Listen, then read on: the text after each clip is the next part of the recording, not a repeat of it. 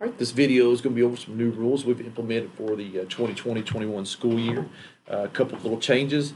One of the major changes, just for CDC regulations, recommendations, our local health department, just things that we need to do to make sure we keep each other safe and healthy. We will be requiring that we wear masks once we are in our building. And I know that is something that takes a little bit of time to get used to, and it's something that's kind of grown on me. I use one of these right here from Gentry's, and got kind of the hang of it and used to it, and that's what I use. But we will be required to use these the whole time we're here at school. Now, we have worked on working on adding some time during the day to where we do have some mask breaks. So we'll provide each student some time, or students with some time to go outside, walk around our building, and enjoy some fresh air, and be able to remove our mask for just a little bit, take a little mask break. I'm also going to really work hard on doing our social distancing. Now I know we're in a school, it's going to be difficult for us to stay 6 feet apart at all times. All of our classrooms are set up to where they will be 6 feet apart, that we will still have to wear our mask in a classroom, but again, we'll be having those mask break to help that out. But again, social distancing, mask break. So please know those are rules and regulations we've got to abide by, and so that will be a requirement here at Breckinridge County High School. A couple of new rules, and this is something that we're kind of thinking about since we are going to have to wear masks, and it is going to be September, October, still some warm weather, and try to also pat our students on the back a little bit for hard work that they're going to be doing by keeping these masks on.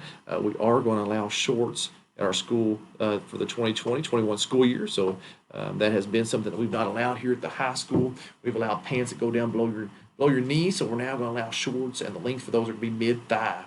So be sure that you're wearing shorts, at least go down below your mid-thigh. That goes for hose as well. So the hose that are up in the upper part of the higher part of the thigh there, or they're up by the pocket, those will not be allowed. So we will not be allowed to see any skin from the mid-thigh up, so on your pants. So those will need to be make sure all holes in your blue jeans are below the mid-thigh level, and those are completely fine. Another change we're making this year, we will still scan students when they enter our building. So you'll get your temperature taken and you'll get scanned. That'll be more of a random scan bag check this year. But we will allow book bags this school year to go in your classrooms.